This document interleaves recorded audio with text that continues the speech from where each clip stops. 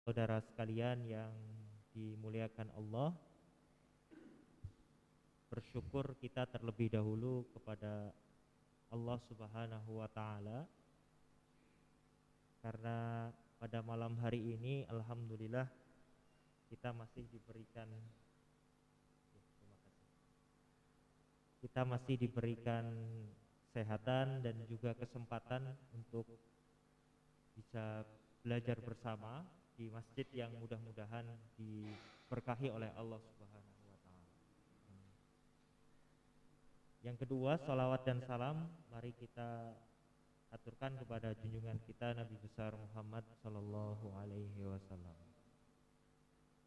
Bapak Ibu saudara sekalian yang dimuliakan Allah, pada malam hari ini insyaallah kita akan memulai kajian yang mudah-mudahan nanti bisa rutin tentang manhaj Muhammadiyah.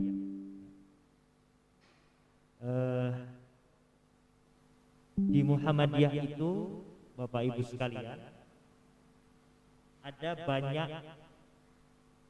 majelis ya, atau bidang-bidang yang membawahi ranah-ranah yang berbeda. Ada misalkan majelis dikti ya, majelis pendidikan tinggi, itu majelis yang membawahi universitas ya, yang ngurusi sekolah-sekolah tinggi ya, kemudian kampus-kampus dan lain sebagainya. Ada majelis dikdasmen, majelis pendidikan dasar dan menengah, itu membawahi dan mengurusi, memanage sekolah dasar ya, SMP dan SMA. Nah, ada satu majelis di Muhammadiyah yang namanya majelis tarjih. Jadi majelis tarjih ini adalah satu majelis yang memang diberikan otoritas dan wewenang oleh Muhammadiyah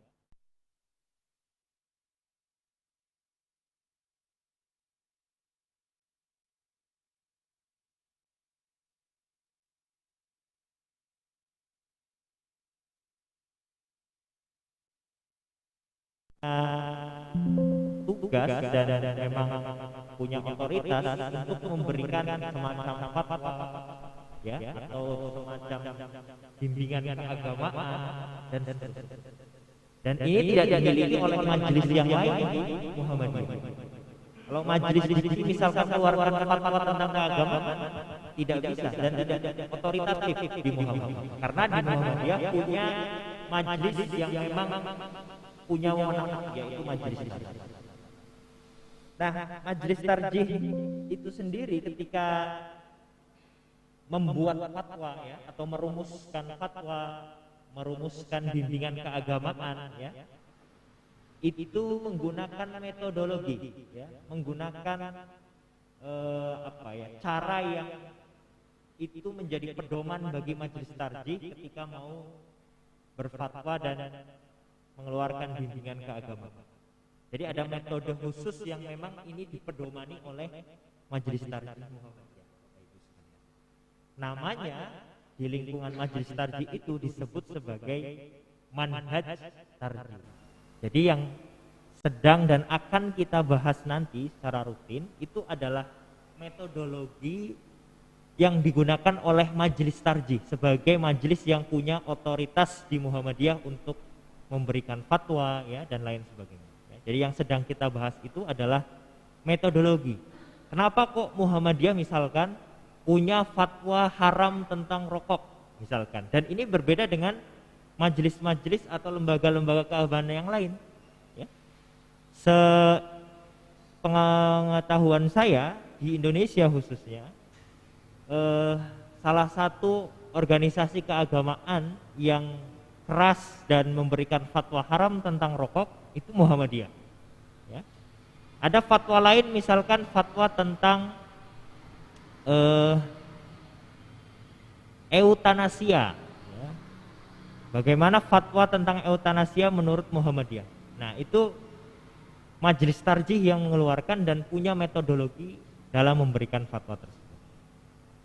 Nah, Bapak Ibu sekalian yang dimuliakan oleh Allah, untuk memulai manhaj tarjih Muhammadiyah di pertemuan pertama ini, kita akan terlebih dahulu berkenalan tentang majlis tarjih, ya, majlis yang tadi diberikan wewenang oleh Muhammadiyah untuk memberikan fatwa atau bimbingan keagamaan bagi warga Muhammadiyah. Bapak Ibu sekalian, ketika kita berbicara majlis tarjih, maka kita akan mulai terlebih dahulu dari Muhammadiyah lahir. Jadi Muhammadiyah lahir itu tanggal 8 Zulhijjah ya, 1330 Hijriah atau 18 November 1912. Ketika Muhammadiyah itu lahir, Bapak Ibu, itu majlis tarjih belum ada. Ya. Jadi tahun 1912 ya, Muhammadiyah lahir, Kiai Haji Ahmad Dahlan belum mendirikan majelis-majelis. Ya, karena bisa dipahami waktu itu Muhammadiyah adalah satu organisasi yang baru, belum besar seperti sekarang, masih kecil, dan belum terfikirkan ada majelis-majelis yang memang concern untuk membidangi apa. Ya. Nah, seiring berjalannya waktu, karena ada faktor-faktor internal dan eksternal, nanti kita akan bahas kenapa kok majelis tarjih bisa muncul. Akhirnya Muhammadiyah merasa perlu untuk membuat satu majelis yang khusus untuk mengurusi keagamaan. Dan ini diputuskan melalui hasil kongres. Ya, hasil kongres itu kalau sekarang hasil muktamar ya. Besok sebentar lagi ada muktamar NU ya, akhir tahun ini. Nah, Muhammadiyah itu tahun 2022 insya Allah. Ya. Muktamar itu satu pertemuan terbesar, satu sidang terbesar yang skalanya nasional. Nah, kongres dulu bahasanya kongres ya, belum muktamar. Jadi kongres ke-16 di Pekalongan pada tahun 1927 itu memutuskan bahwa perlu ada satu majelis yang concern dalam persoalan keagamaan. Ya. Nah, yang mengusulkan majelis tarjih ini dalam forum tersebut itu namanya Kiai Haji Mas Mansur, ya, seorang ulama asal Jawa Timur yang nanti dalam perjalanannya menjadi ketua majelis tarjih pertama. Ya, jadi Kiai Haji Mas Mansur ini ulama yang pada zamannya itu sangat kredibel, ya, sangat diakui kepakarannya. Nah, pada waktu itu Kiai Haji Mas Mansur punya usulan ya, di forum tersebut untuk mendirikan majelis yang mengurusi keagamaan, karena dilihat Muhammadiyah pada waktu itu mulai keteteran, sudah meluas kemana-mana begitu, ya. Lalu perlu ada satu majelis, satu forum yang memang membahas persoalan-persoalan keagamaan. Karena pada awalnya Muhammadiyah itu, bagaimanapun Ahmad Dahlan mendirikan Muhammadiyah itu adalah ada asas keagamaannya, tidak murni sosial kemasyarakatan. Ya. Muhammadiyah kan sekarang dikenal misalkan dari sekolah-sekolahnya, ya, panti dan lain sebagainya. Padahal Ahmad Dahlan dulu mendirikan Muhammadiyah karena terinspirasi banyak ayat-ayat Quran dan juga hadis yang memotivasi dia untuk membuat satu organisasi. Ya. Misalkan ayat yang konon ini menjadi inspirasi Ahmad Dahlan mendirikan Muhammadiyah, ya, salah satunya adalah Quran surat Ali Imran ayat 110, ya. Kuntum khaira ummatin, ya, ukhrijat linnas ta'muruna bil ma'ruf wa tanhauna 'anil munkar wa tu'minuna billah, dan seterusnya. Ya. Nah, kembali ke sini Bapak Ibu sekalian, setelah majelis tarjih itu diputuskan untuk ada, ya, jadi forum ketika itu menyepakati, ya, ada satu majelis yang memang concern, ya, di Muhammadiyah untuk mengurusi keagamaan. Hanya saja di tahun 1927 ketika itu belum langsung bekerja, dalam pengertian belum langsung berfungsi, ya. Baru mulai berfungsi secara formal itu tahun 1928. Ya, jadi ditetapkan tahun 1927 dan resmi berfungsi secara formal itu tahun 1928. Nah, nanti di tahun 2027 Bapak Ibu sekalian, Majelis Tarjih itu akan memasuki usia 100 tahun ya, 1 abad. Dengan didasarkan pada tahun kelahirannya ini ya, tahun 1927. Terus pertanyaannya, kenapa sih Majelis Tarjih ini ada di Muhammadiyah, muncul ya? Apa yang melatar belakangi, apa yang mendorong ulama-ulama Muhammadiyah pada zaman itu ingin ada satu majelis yang namanya Majelis Tarjih. Ada faktor internal dan eksternal yang menyebabkan Majelis Tarjih itu dirasa penting untuk didirikan. Pertama, faktor internal. Faktor internal ini adalah faktor yang memang muncul dan berkembang di internal Muhammadiyah. Disebabkan karena ada dinamika yang terus berkembang di dalam Muhammadiyah itu sendiri. Yang pertama, faktor internal yang melatar belakangi munculnya Majelis Tarjih adalah adanya perkembangan Muhammadiyah yang luar biasa, ya, muncul di mana-mana dan berkembang hingga ke berbagai daerah. Ya. Banyak sekali amal usaha yang kemudian lahir, sekolah-sekolah, ya, panti, lalu kemudian rumah sakit dan seterusnya. Ya. Dan tidak hanya di daerah Jogja, Jawa dan sekitarnya, tapi meluas ke berbagai pulau di Indonesia. Bahkan konon salah satu sejarawan menyebutkan ada tahun-tahun awal itu sudah ada yang masuk ke daerah Sabah, ya, ke daerah Malaysia. Ya. Nah, ini mengakibatkan adanya kekendoran di dalam internal Muhammadiyah yang tadi awalnya adalah untuk mengajak warga Muhammadiyah agar berislam dengan baik, ya. Lama-lama karena punya amal usaha yang banyak, ya, sekolah banyak, rumah sakit banyak, perhatian orang-orangnya, pengurus-pengurusnya itu terbagi, bahkan terkalahkan dengan adanya amal usaha yang banyak itu. Ya. Nah, dari sinilah kemudian ada 1-2 orang yang merasa ini kalau dibiarkan terus, maka tujuan awal Muhammadiyah didirikan, ya, agar umat Islam itu bisa beragama dengan baik begitu, ya, bersih dari tahayul, bid'ah dan khurafat, maka akan terabaikan. Karena itulah kemudian Kiai Haji Mas Mansur, ya, mengusulkan adanya Majelis Tarjih. Nah, kemudian yang kedua, faktor internal munculnya Majelis Tarjih adalah adanya gelombang reformasi atau pembaruan keagamaan di Timur Tengah. Bapak Ibu Saudara sekalian, di akhir abad ke-19 dan juga memasuki awal abad ke-20, di Timur Tengah sebagai pusat peradaban Islam pada waktu itu terjadi reformasi, ya, pembaruan keagamaan di sana, yang itu dimulai sejak Ibnu Taimiyah dan seterusnya, hingga puncaknya adalah ketika Abduh Rashid Ridho, ya, dan lain sebagainya itu menggelorakan tentang pentingnya ijtihad.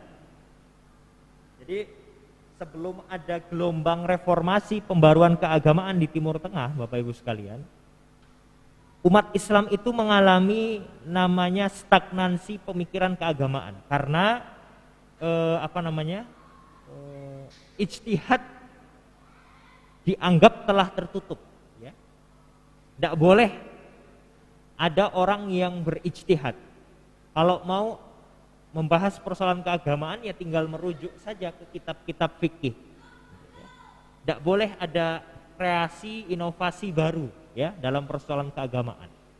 Makanya kalau ada hal-hal yang menyangkut tentang isu-isu keagamaan, mereka selalu merujuk pada 4 mazhab fikih yang berkembang, ya, mazhab Syafi'i, Hambali, Hanafi, ya, Maliki. Gitu.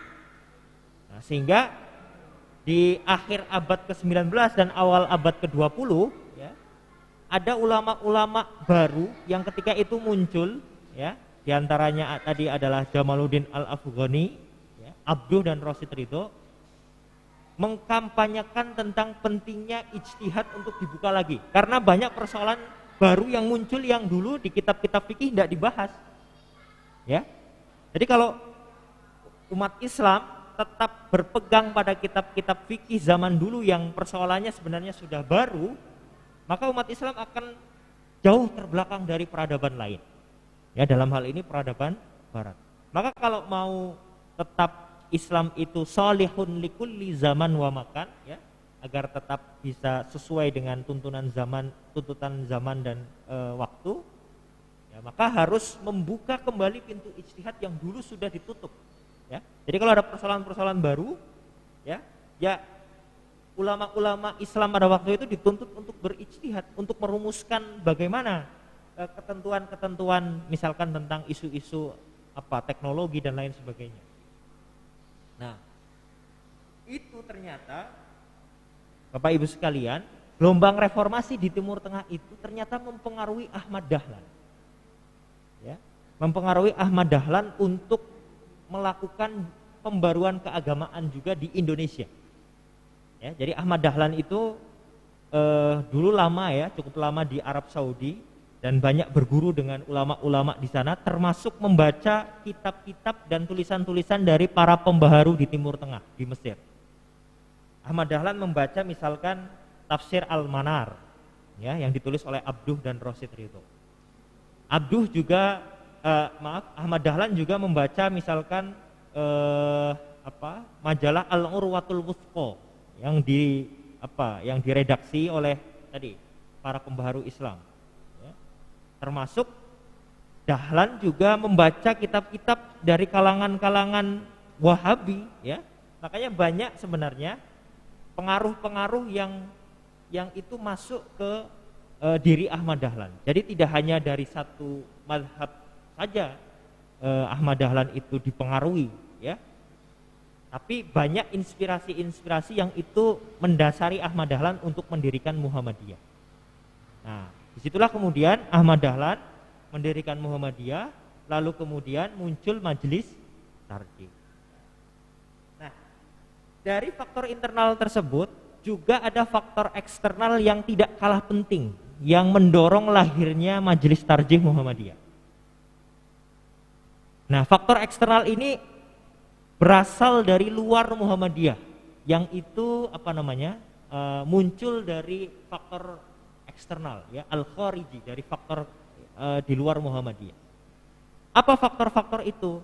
Pertama, di tahun-tahun awal abad ke-20 ya, itu banyak sekali menjamur perdebatan soal khilafiyah di kalangan umat Islam secara umum ya.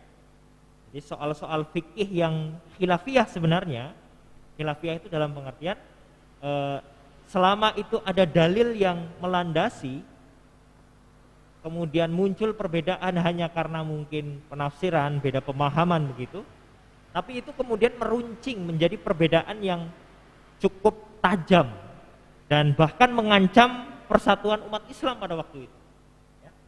Nah, di tahun-tahun itu banyak sekali perdebatan-perdebatan khilafiyah yang sangat berbahaya dan membahayakan keutuhan umat Islam.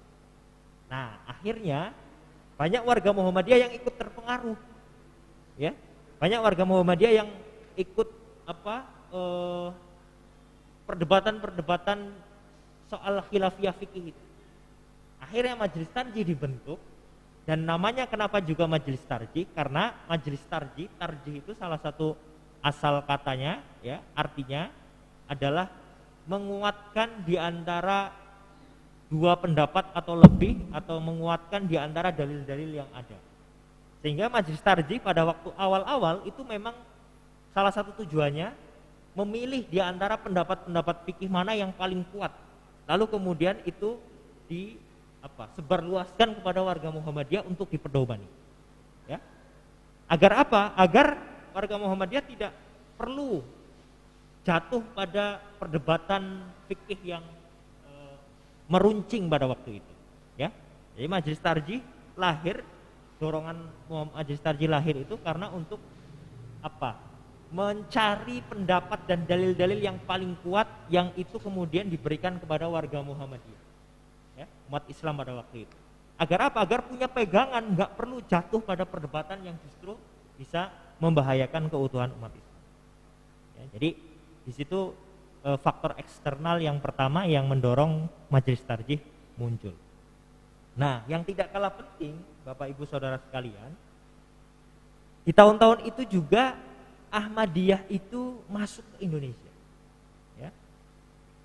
Nah, Ahmadiyah itu kemudian ternyata banyak mempengaruhi umat Islam pada waktu itu, diantaranya warga Muhammadiyah. Jadi warga Muhammadiyah dulu ada yang beralih ke Ahmadiyah ternyata. Bahkan salah satu anaknya Ahmad Dahlan itu sampai kemudian disekolahkan di sekolah Ahmadiyah di Iran. Ya. Saya lupa namanya, tapi ada salah satu putra Ahmad Dahlan yang kemudian sekolah di Iran, ya, sekolah di lembaga pendidikan milik Ahmadiyah. Ya. Nah, wallahu alam apakah kemudian putranya tersebut terpengaruh dengan Ahmadiyah atau tidak, ya. Tapi yang jelas Ahmadiyah pada waktu itu masuk ke Indonesia dan banyak mempengaruhi umat Islam, salah satunya adalah warga-warga Muhammadiyah. Karena itulah Majelis Tarjih muncul selain tadi karena faktor-faktor internal, faktor eksternal menjamurnya khilafiyah, juga ada dorongan karena banyak warga Muhammadiyah, umat Islam pada waktu itu yang terpengaruh paham Ahmadiyah. Ya.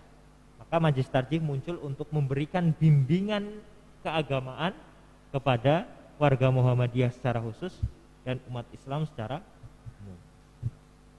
Nah, Bapak Ibu sekalian, karena Majelis Tarjih ini muncul dan lahir karena faktor-faktor yang sifatnya keagamaan, maka Majelis Tarjih punya tugas utama yang dari dulu sampai sekarang itu kurang lebih sama, yaitu secara umum memberikan bimbingan kepada warga Muhammadiyah secara khusus dan umat Islam secara umum agar mereka bisa beragama sesuai dengan Al-Quran dan Sunnah.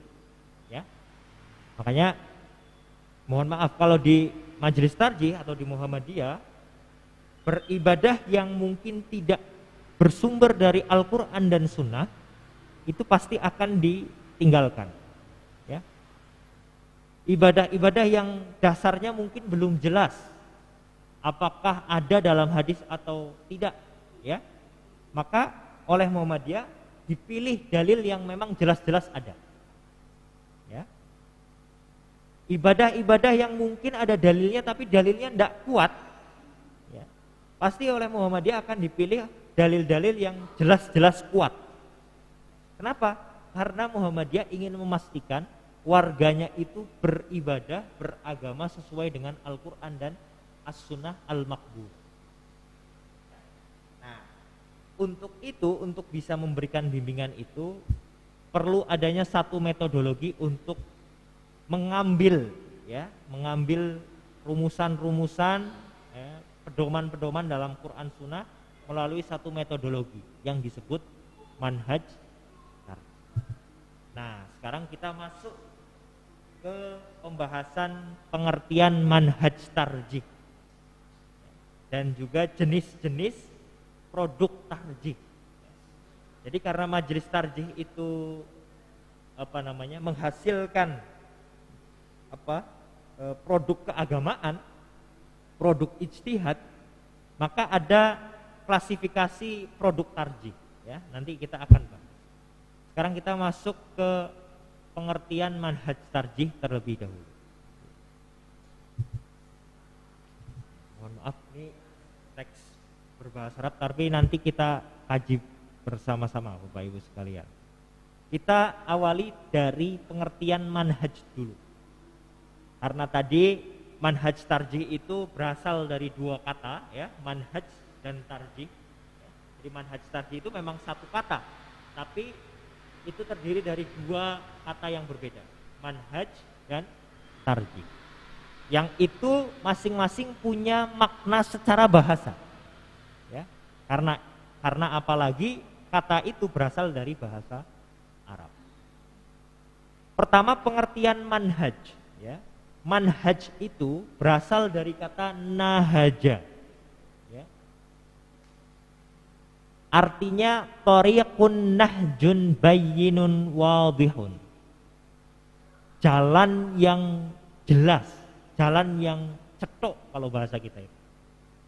Kalau kita misalkan mau pergi ke masjid, kita sudah tahu jalannya, ya, dan jalannya halus, ya, tidak ada lubang-lubang yang membahayakan. Ya. Kalaupun ada lubang yang membahayakan, kita sudah paham. Di situ ada lubang, nanti kita minggir. Nah, kalau kita tahu ada jalan yang seperti itu, maka itu sudah layak untuk disebut sebagai manhaj. Ya, karena itu jalan yang jelas, jalan yang cetok. Ya. Tapi kalau kita mau ke masjid belum tahu jalannya, karena kita pendatang misalkan, maka nggak bisa jalan yang kita lewati itu sebagai manhaj. Ya, itu dari aspek kebahasaan. Makanya manhaj itu secara bahasa adalah jalan kita untuk bisa mencapai satu tujuan tertentu. Ya. Jadi ada arti manhaj secara istilah. Ya. Jamaknya bentuk bentuk pluralnya dari kata manhaj itu nahjatun, ya, atau nuhuj, ya, atau nuhujun. Kata manhaj itu juga sama dengan kata minhaj artinya. Ya. Kalau Bapak Ibu saudara sekalian nanti mendengar istilah minhaj itu juga artinya sama antara manhaj dan minhaj. Ya. Nawawi itu punya buku judulnya Minhajul Muslim. Ya. Minhaj, jalannya seorang muslim, ya. Jalan yang dia gunakan untuk menuju tujuan. Oke. Nah, secara istilah kata manhaj itu punya arti turukun. Ya, turukun itu artinya jalan-jalan, jamak dari kata thariqun. Ya. Manhaj itu juga artinya salakun. Salakun itu juga jalan, ya, jamak dari kata salik, ya. Itu jalan juga. Nah, secara istilah manhaj itu apa? Tariqun yasilu biha insanun ila haqiqatin au ma'rifatin. Manhaj itu adalah satu jalan yang bisa mengantarkan manusia untuk mencapai hakikat atau satu pengetahuan. Ya. Jadi metode atau manhaj itu adalah cara atau jalan yang bisa menyampaikan kita untuk bisa mencapai satu tujuan. Mudahnya begitu, ya. Nah, dalam pengertian lain, nah ini dijelaskan, manhaj itu adalah cara untuk mengkaji sesuatu dengan cara yang paling mudah, fi aisarit turuq, ya. Jadi kalau Bapak Ibu sekalian, mohon maaf, misalkan mau ke Jakarta dari Jogja, ya, naik mobil pribadi, Bapak Ibu, jalur yang paling mudah itu kira-kira lewat mana, Bapak Ibu sekalian? Kalau dari Jogja ke Jakarta, katakanlah dari Pantura, ya, lewat tol begitu. Itu cara paling mudah. Ya. Jadi dari mana namanya, Jogja ke arah barat, ya, ke arah Purworejo, Kebumen, Gombong misalkan, nanti lewat Purwokerto, Brebes, ya, masuk Pantura, lalu masuk tol katakanlah. Tapi bisa tidak kita mau ke Jakarta dari Jogja, tapi kita dari arah Jogja ini ke timur, ke Solo, ya, lalu kemudian ke Ngawi, Surabaya misalkan, terus sampai ke Banyuwangi ke ujung timur, baru balik ke Jakarta. Sama-sama bisa sampai ke Jakarta, Bapak Ibu sekalian. Tapi mana kira-kira yang paling mudah, paling efisien, paling bisa cepat mengantarkan kita ke Jakarta? Jalur yang pertama.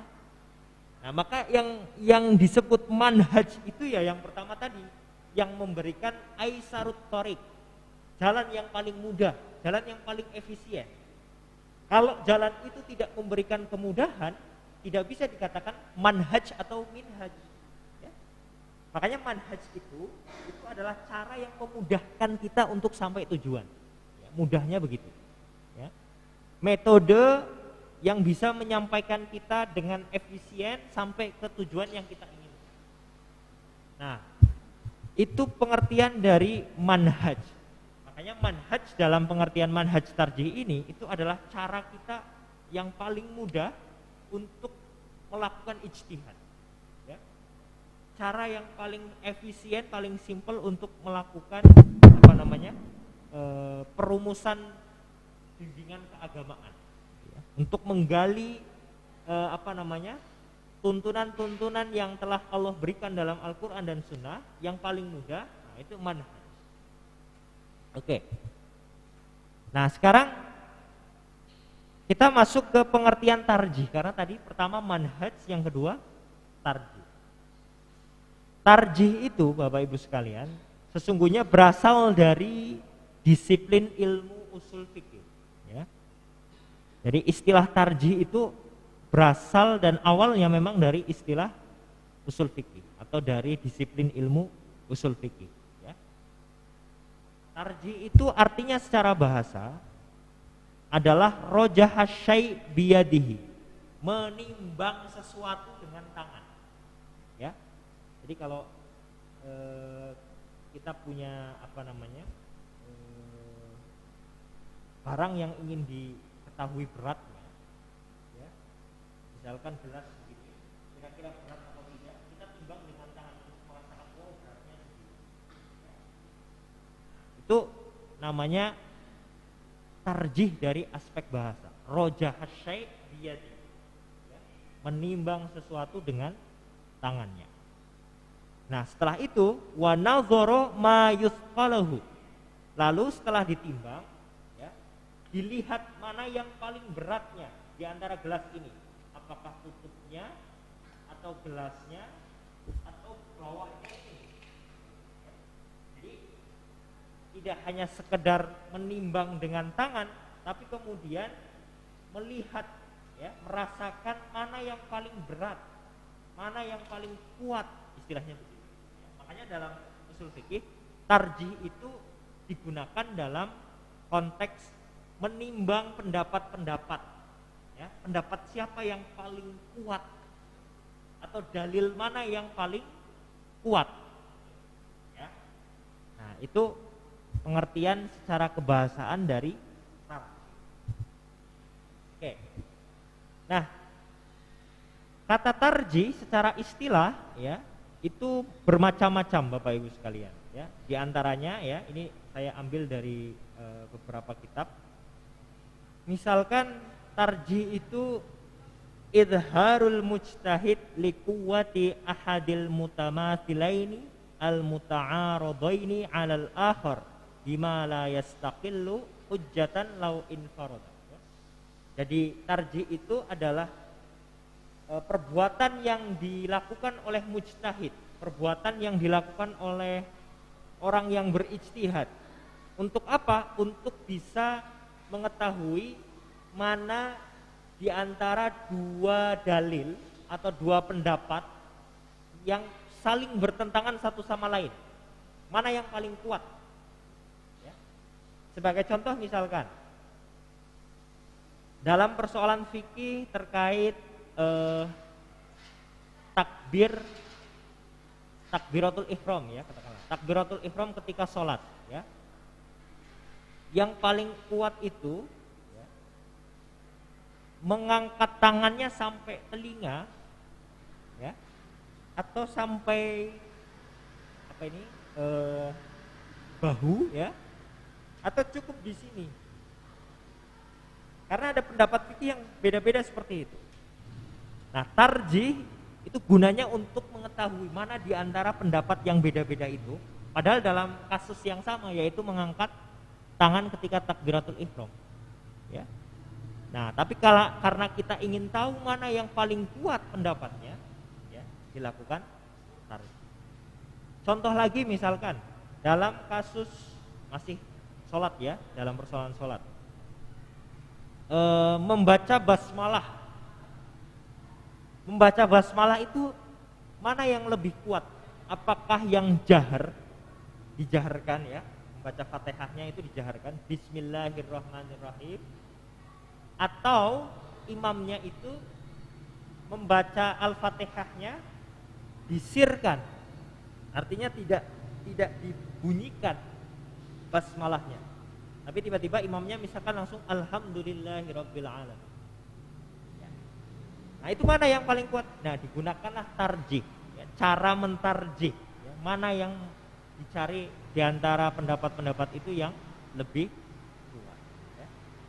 Dalam persoalan wudu misalkan, ya, membasuh tangan itu apakah hanya sampai pergelangan tangan, apakah hanya siku-siku, atau sampai bahu? Karena pendapat fikih itu ada semua dalam khazanah fikih kita. Ya. Apakah hanya pergelangan tangan, siku-siku, atau? Nah, untuk mengetahui mana yang lebih kuat, menggunakan tarjih. Ya. Satu lagi misalkan contoh, ada hadis yang menganjurkan kita ketika masuk masjid itu untuk sholat 2 rakaat, ya, sholat tahiyatul masjid. Tapi di sisi lain ada hadis juga yang melarang kita untuk sholat di 2 waktu, ya, yaitu setelah sholat asar sampai terbenam matahari, sampai waktu maghrib. Nah, itu nggak boleh. Atau setelah sholat subuh sampai terbit matahari, itu juga tidak boleh. Itu 2 waktu yang tidak dibolehkan untuk melaksanakan sholat. Sekarang kasusnya begini, kira-kira Bapak Ibu, ya, masuk masjid itu sudah sholat asar, tapi masuknya itu jam 5 sambil menunggu maghrib, ya, diniati iktikaf, baca Quran, mau zikir dulu, ya. Nah, kira-kira diamalkan yang mana? Apakah sholat tahiyatul masjid, padahal itu ada hadisnya, ataukah tadi hadis yang melarang sholat di 2 waktu yang terlarang tadi? Itu kan masuk waktu yang terlarang itu. Kita sudah sholat asar misalkan di rumah atau di masjid lain, ya, di kantor begitu. Lalu pulang, mandi, bersih-bersih sambil menunggu maghrib, iktikaf di masjid. Nah, mana yang harus diamalkan di antara 2 hadis yang bertentangan? Nah, itu masuk dalam kategori tarjih, ya. Untuk mengetahui mana pendapat yang paling kuat, dalil yang paling kuat digunakan. Makanya disebut sebagai majelis tarjih karena dulu awalnya majelis ini memang salah satu fungsi utamanya, tanggung jawab utamanya adalah memilih dalil-dalil dan pendapat-pendapat yang kuat dalam persoalan ibadah. Untuk apa? Untuk memberikan bimbingan kepada warga Muhammadiyah pada waktu dulu, ya, agar tidak terjebak pada persoalan khilafiyah. Kita sampai Isya nggih, Ustaz? Sudah Isya, kita mungkin cukupkan terlebih dahulu, ya. Insya Allah kita lanjutkan pada kesempatan yang lain, ya. Insya Allah di bulan depan jika tidak ada aral melintang, dan mudah-mudahan kita masih diberikan umur panjang. Demikian Bapak Ibu, kurang lebihnya mohon maaf. Saya akhiri. Assalamualaikum warahmatullahi wabarakatuh.